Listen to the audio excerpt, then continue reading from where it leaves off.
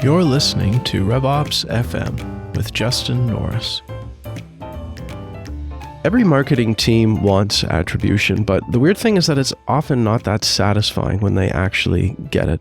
I did a lot of multi-touch attribution projects as a consultant, and we got really good at implementing these tools technically, creating taxonomies, making sure the data was clean. But I found that when you actually show these reports to a C-level executive, it can be kind of underwhelming. They don't always pass the common sense test. People want to pick on details. And maybe that's because the idea of dividing up an opportunity like a pizza between different touch points isn't actually the way. Maybe that's not going to give us the answers we need. But where does that leave us? Because we still need to know what's working in marketing. And today's guest thinks there's a better way, and he's founded a company to make marketing mix modeling, or MMM, available to B2B marketers. And he's going to tell us all about it. So I'm super excited to welcome Mark Stouse, CEO of Proof Analytics, to the show. Thanks a lot for being here, Mark. Hey, thank you so much. And Mark, maybe one clarifying question. I've seen MMM spelled out as media mix modeling and marketing mix modeling. Which is the right way from your point of view? Actually, it really represents the evolution of it over the last, say, 40 to 45 years. Back when Procter & Gamble first brought out what was then called econometric analysis, it was advertising. That's what it was really all about, hence the media mix modeling reference. As time moved on, channels proliferated, it became still very much within kind of B2C as a reference point. It became marketing mix modeling. Today, it is really go-to-market mix modeling because it includes not just marketing data and channels and investments and all that kind of stuff, but sales and customer success and product data, outside data, externalities, the economy, your competitor actions. It really is today a much broader canvas, as it should be, right? That's the long and the short of why people say that MMM means media mix modeling or marketing mix modeling. And actually, both of them are kind of a little bit passé today. I want to give a shout out to the sponsor of today's episode, Knack. I love marketing automation software, but let's be honest, the email and landing page builders are usually terrible. You can't make it nice without a developer, and marketers are going to find a way to break things or go off brand. You do not have time for that. So Knack is totally different. You set the guidelines and then give your users a building experience that's slick, modern, and beautiful.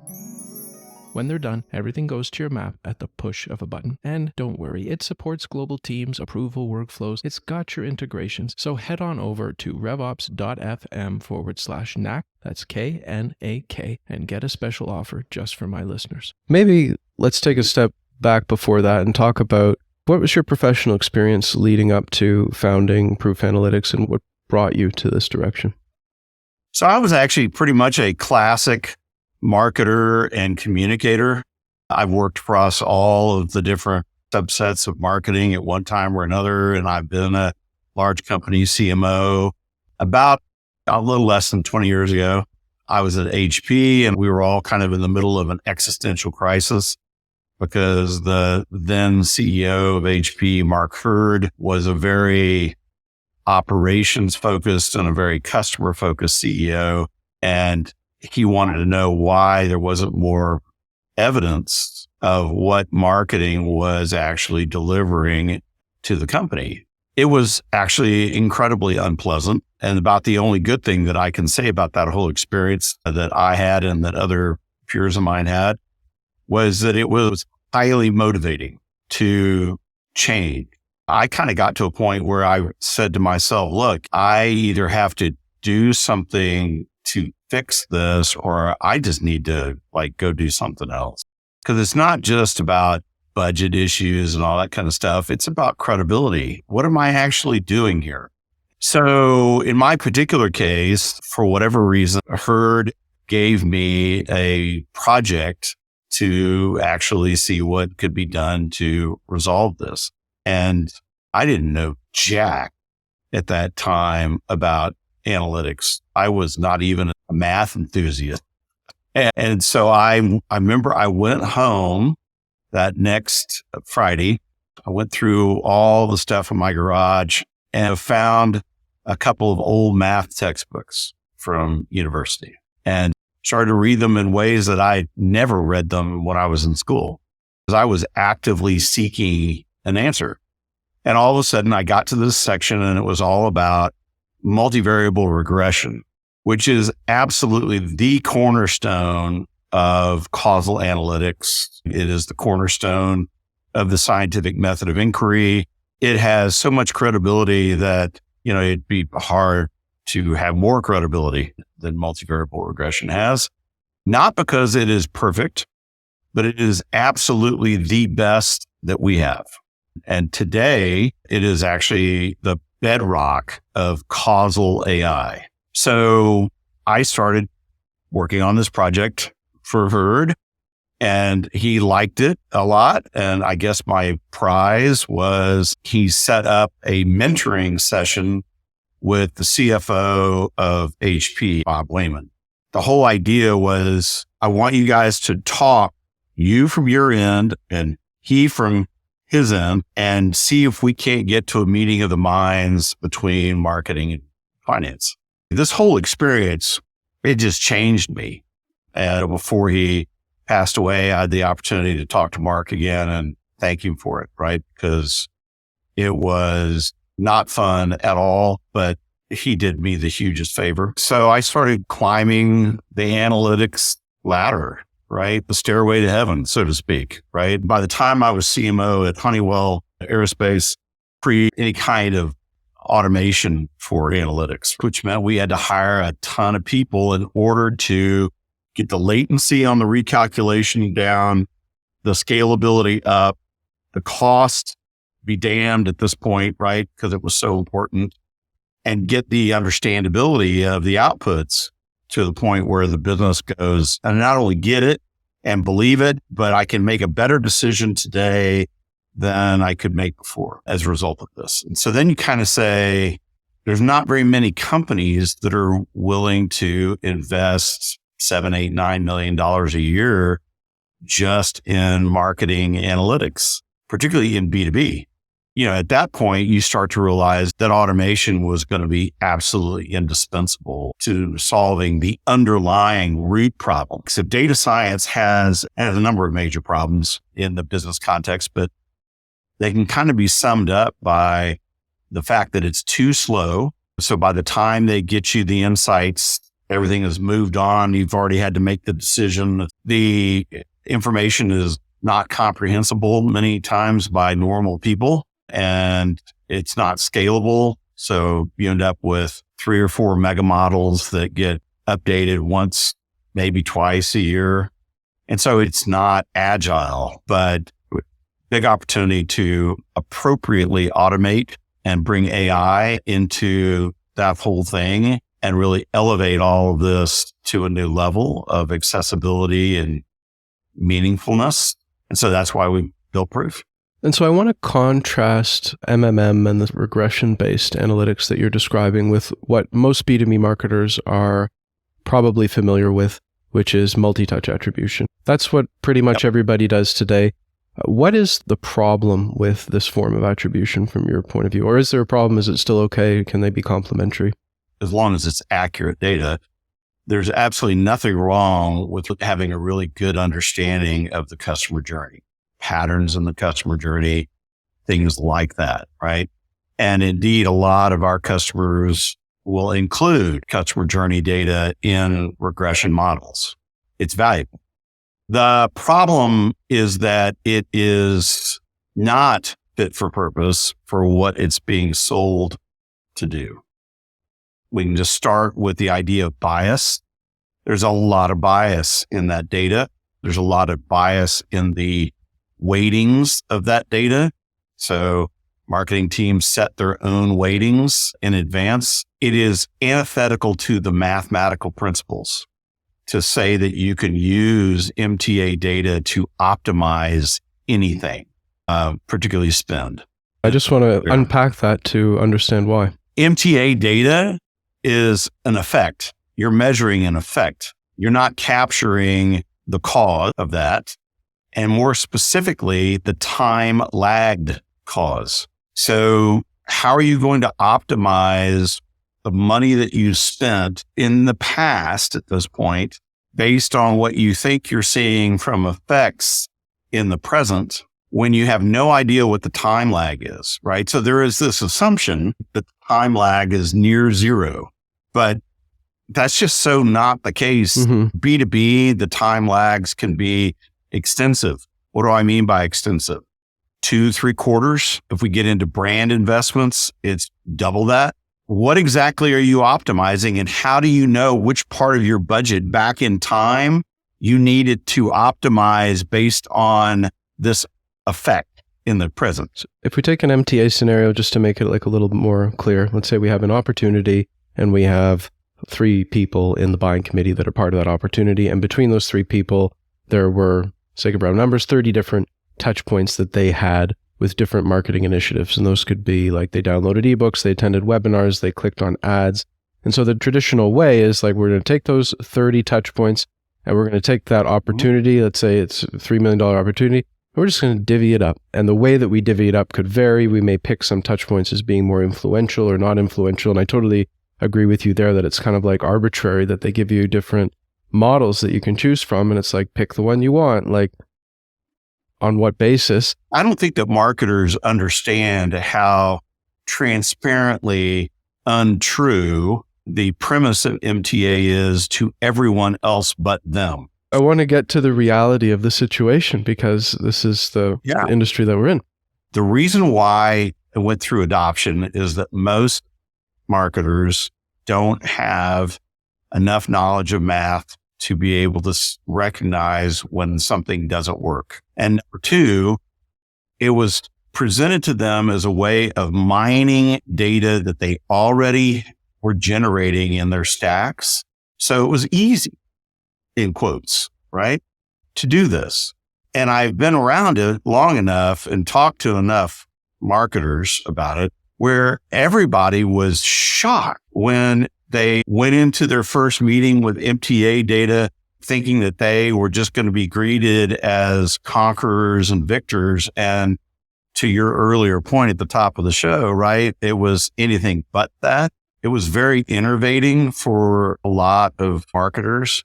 You can actually do it in Excel if you only have to do it on a very limited basis. But if B2B would just adopt B2C analytics, and also I would just add market research priorities, they would see a very rapid transformation of their credibility and their precision and everything else. And they can always modify it as needed, but the core principle is ready to go and has been for a very long time. So if I recap your perspective as I understand it, the touch points, the customer journey data, what the person did and when, that can be interesting, that can be valuable. The notion of then doling out credit to those touch points for revenue outcomes, not mathematically, statistically defensible. Yeah, I would just add this. MTA at the end of the day is about pattern matching. It's about identifying large-scale repeating patterns in the customer journey. And then the assumption is that if a bunch of people are doing the same thing over and over again, it must be causal. That is a complete fallacy. The same math is used, for example, and in fact, pattern matching too, is used to study climate change. Some are causal. Some are absolutely not causal. They happen all the time, but they don't mean anything. You can't just assume that because 1,000 people do it, okay, in one of your channels, one of your feedback loops, it just keeps happening. That ipso facto means that it's causal. I've always had this unease as well. A great example from earlier in my career, we had a self-serve SaaS app, what would be called product-led today.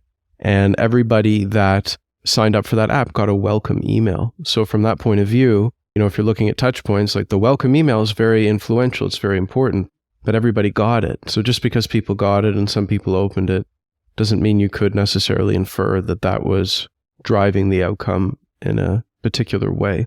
So everything we've been discussing is kind of like the current state. Let's contrast it now with MMM, and why does it not have these different shortcomings that we've described? Number one, let's start with the shortcomings that it does have, right? It is very dependent, as is every analytic of any kind, very dependent on data quality, right? There's that old saying about GIGO, right? Garbage in, garbage out. Everyone is going to be victimized by GIGO equally.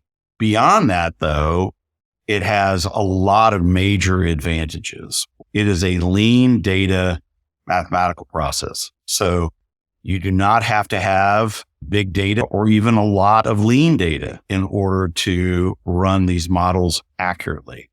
And that is actually a huge factor. And one of the things that CDOs, chief digital officers or data officers, are grappling with right now on private LLMs is that their big data stocks, they don't have enough training data and they don't have enough operational data to run private LLMs.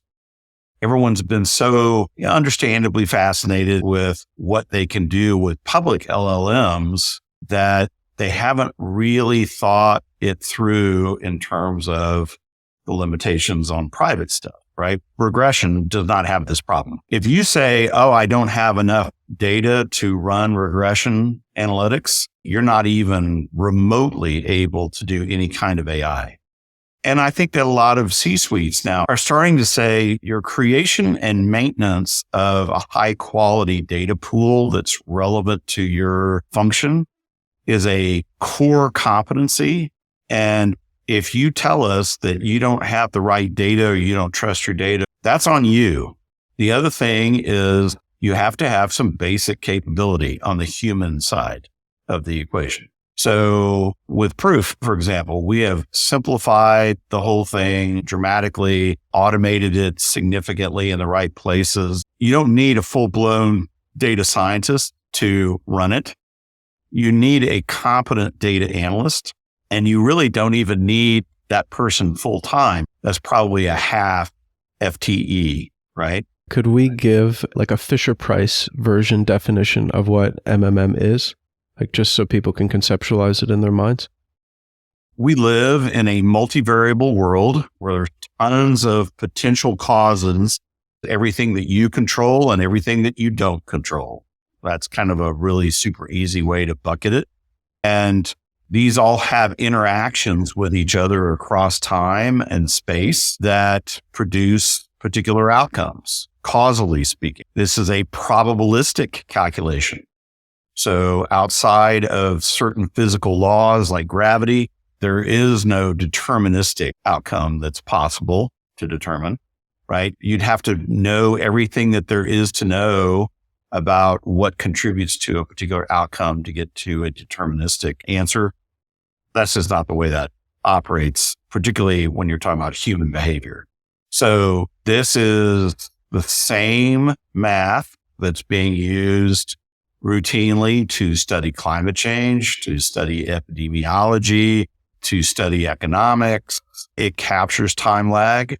So in the end, the report will tell you historically the stack rank of everything that you control and don't control that's in the model, its relative effect on this outcome.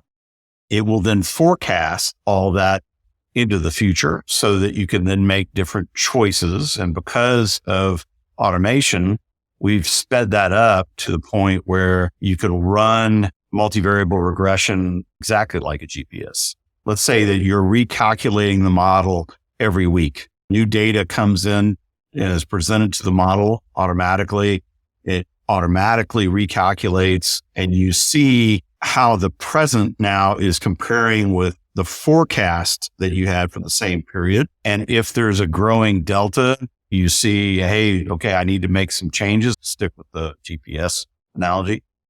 Need to reroute, or man, this is great. It's just totally tracking and it will tell you how much longer it's going to take for you to reach your objective, your goal, your destination.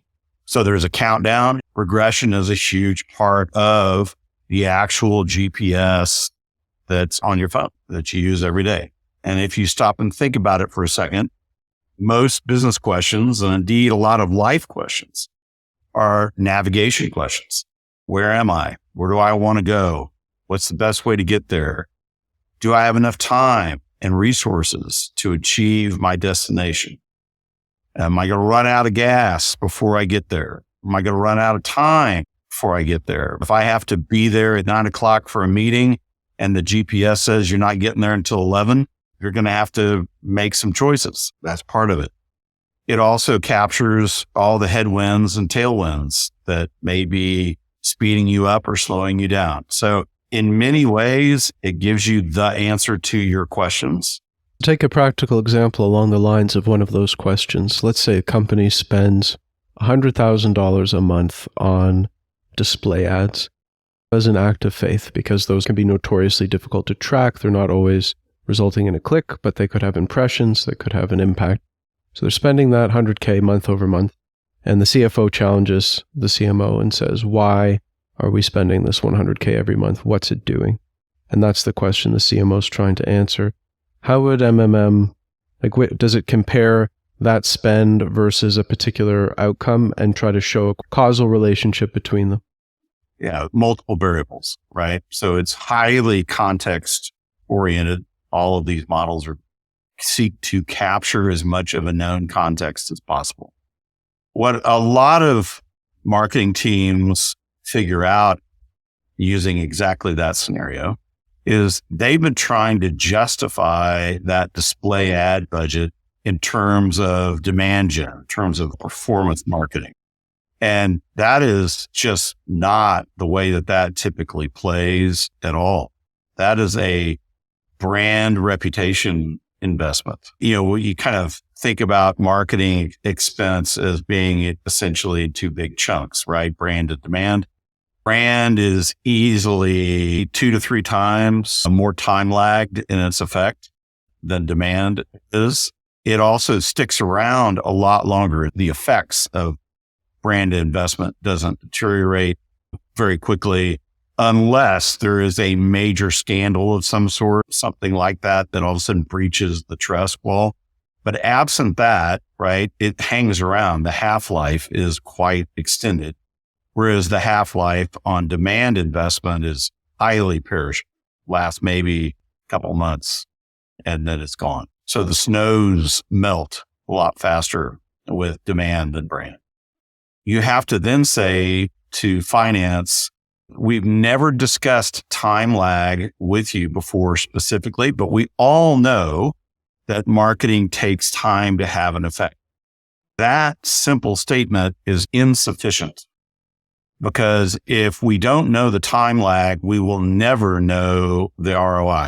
So we now have the ability to say that this investment over here doesn't really drive demand, doesn't really pay off on this side. There isn't a quick return from a demand perspective, but from a brand perspective, this is how it is improving average deal size and average deal velocity. Those are the two big ones that we see again and again on brand investment. It is grease on the wheel of the deal, right? That's what brand reputation really is, right? It makes people buy more than they otherwise would and buy faster than they otherwise would. That is key in B2B because it's a higher cost, higher risk buy decision to begin with. And then today, if we layer in all the risk factors that people are worried about, it's even more important. I mean, if you really want to understand how trusted you are by your customer base, look at your average deal velocity. If you really want to understand how confident people are in your product's ability to generate massive amounts of value for them, look at their average deal size, particularly year one, certainly year two. A lot of people, just as a matter of principle today, are buying small in year one and testing it out. If you see a major uptick in year two on deal size, that is a major vote of confidence in you. If you don't, you need to really find out why that is. Because I guarantee you there's a reason. Looking at our example, let's say the data set that you had, the company had always been running those display ads. Do you need a period where those display ads are not there in order to demonstrate the impact of having them or not? Or is there a way, even though they've always been there, to somehow demonstrate the impact that they're having? I think that the answer to that question is very much contextual.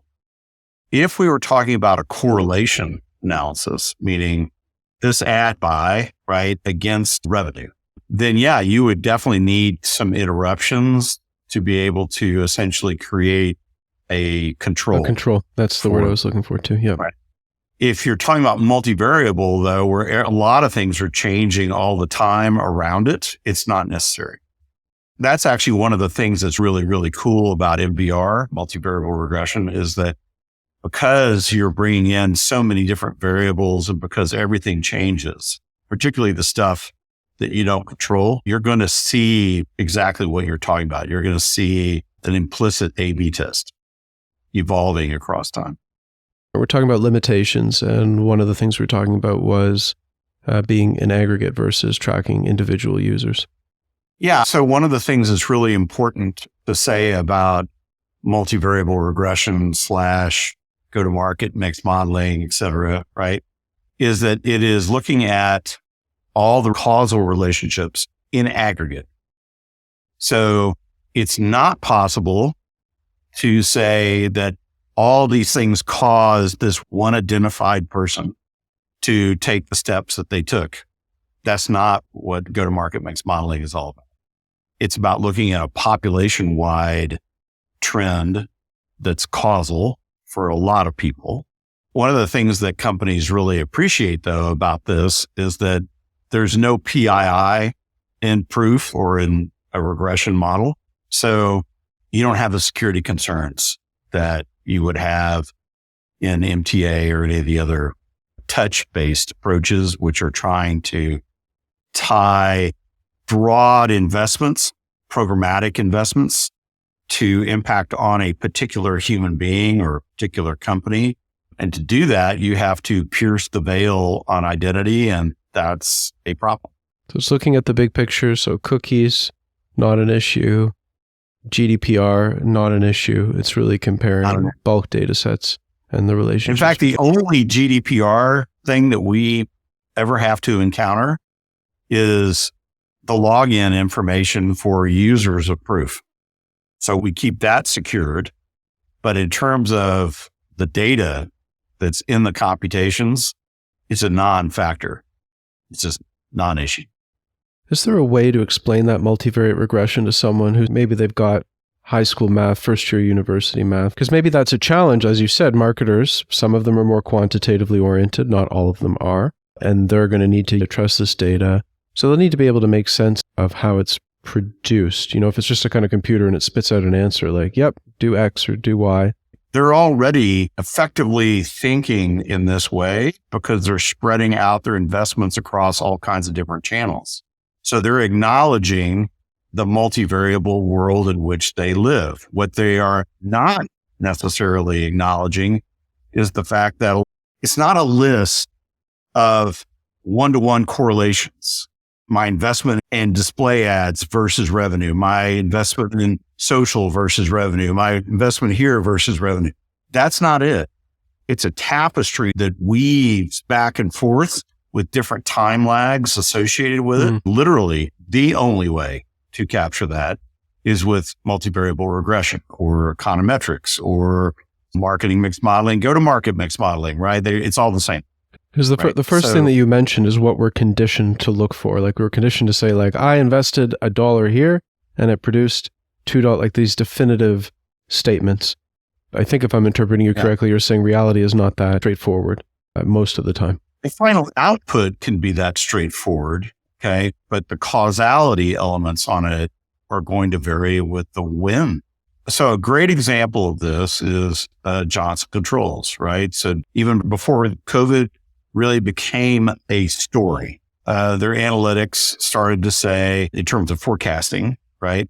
For reasons we don't understand, all these different channel investments that we have historically made are showing that they're not going to be as effective in 6 months as they are now. A lot of these were physical events. This was not due to marketing data in these models. This was all about external data that was picking up these early signals.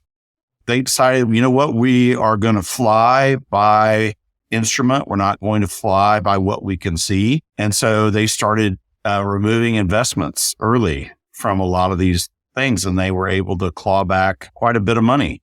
And then all of a sudden, real life proved the analytics accurate. And so they were very happy about that. And then finance came later and said, hey, so sorry, we're going to have to cut you 30 or 40%. I can't remember exactly what it was, but it was large. And they said, let us show you something.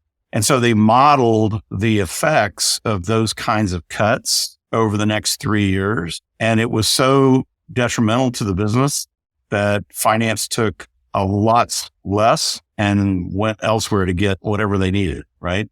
So this is an example not only of how a marketing team used it to avoid waste, but also to avoid cuts that would be ultimately bad for the business.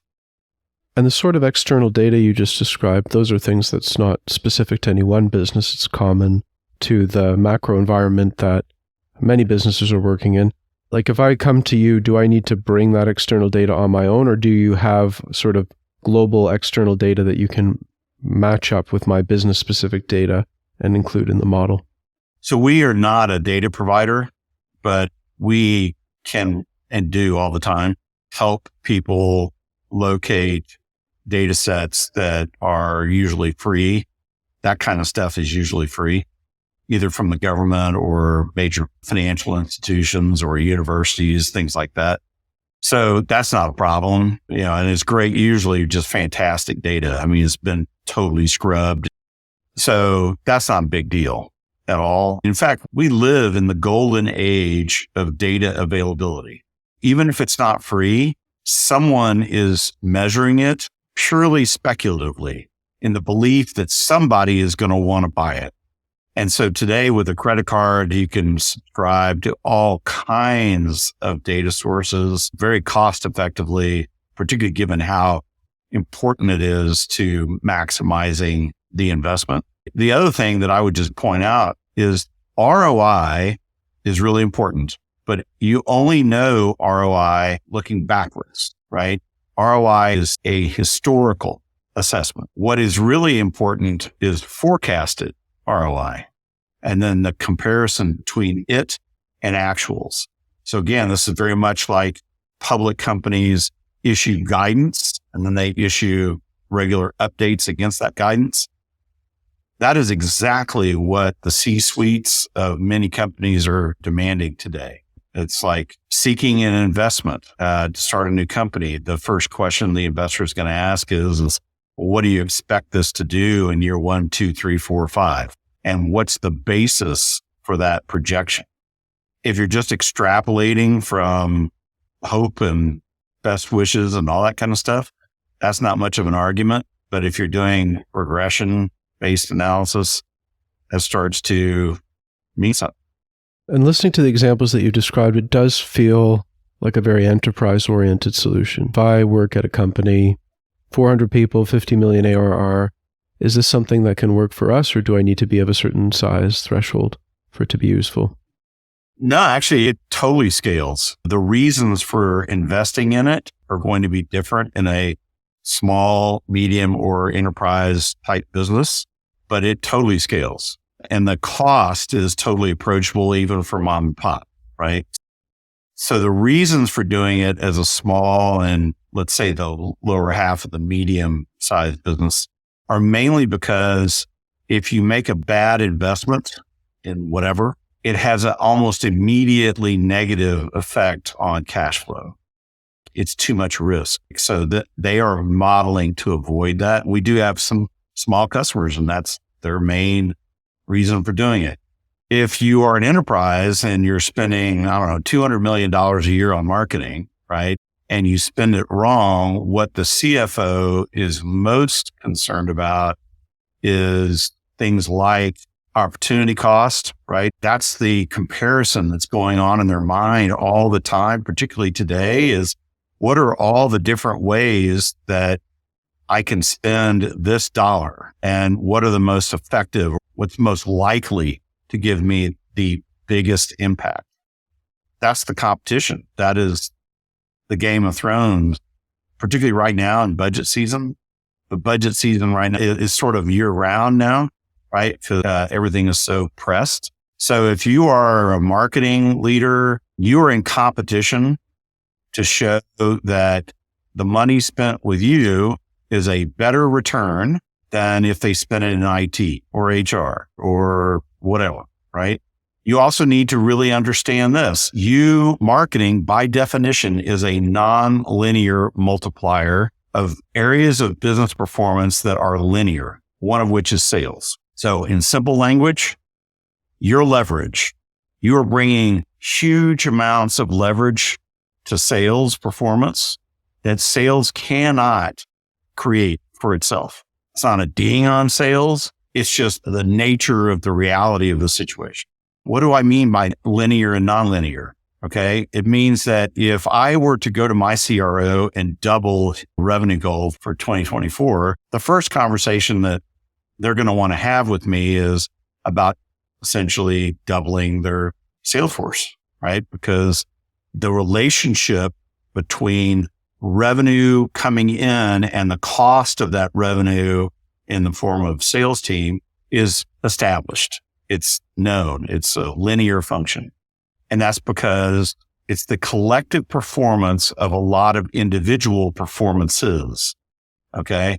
So a bell curve, your sales team's performance is going to be on a bell curve. It's just fundamentally linear.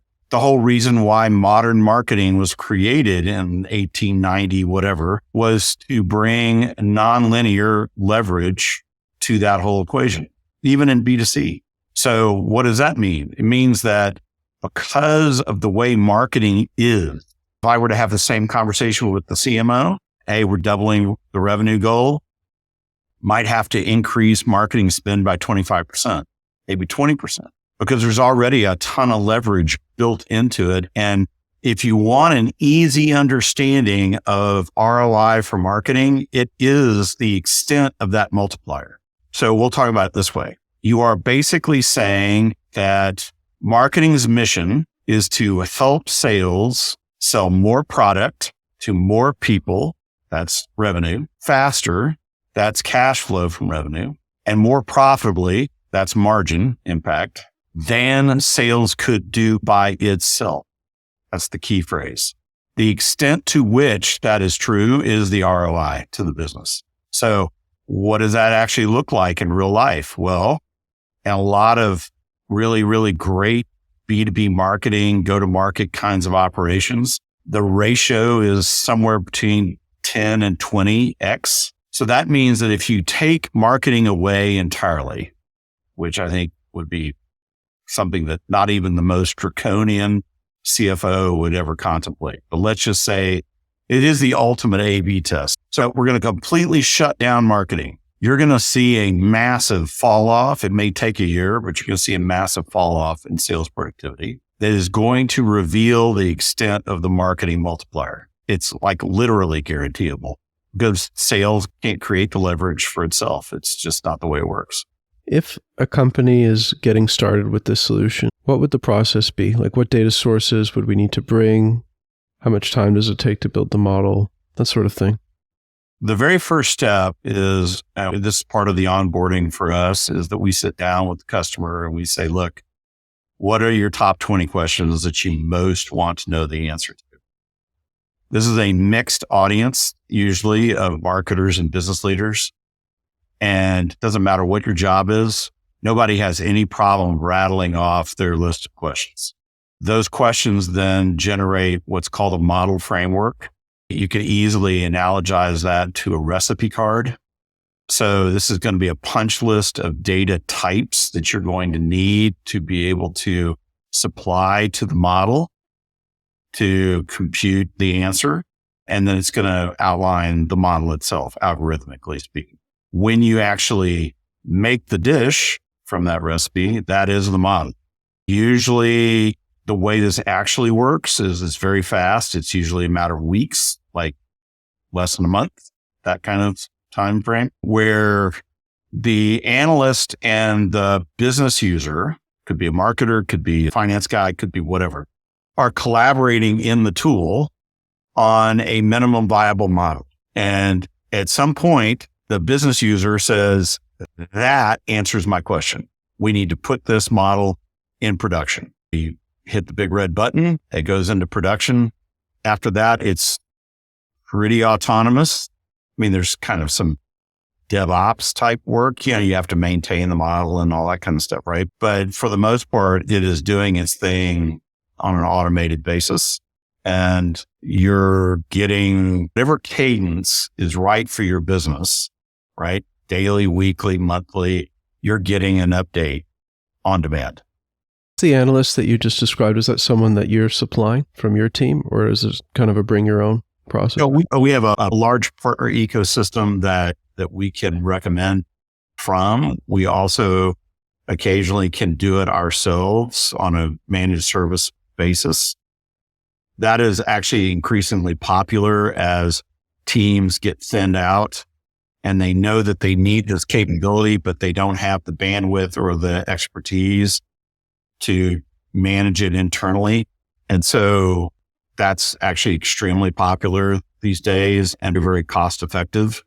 The key thing is that there's a lot of, you could easily spend 20, 25K up front in time, not in licenses, okay, but in time to get everything set up. But once you've done that, right, again, the models, unless you need more models, the models are doing their thing. You don't have ongoing major investment, every month, got to redo the whole thing from the ground up. That's exactly the kind of thing that Proof was built to eliminate. And if you add a new channel, do you have to update the model, or the model can be flexible enough to just say like, oh, you're doing LinkedIn advertising now. That's fine. We can just incorporate that as we go. You could do it either way, right? I think the best practice is that you clone the model that you have, and then you add the new data streams to it so that you're maintaining the integrity of the original model comparison, and yet you are updating it that way, right? And then at some point, you're going to dispense with the oldest version of the model altogether.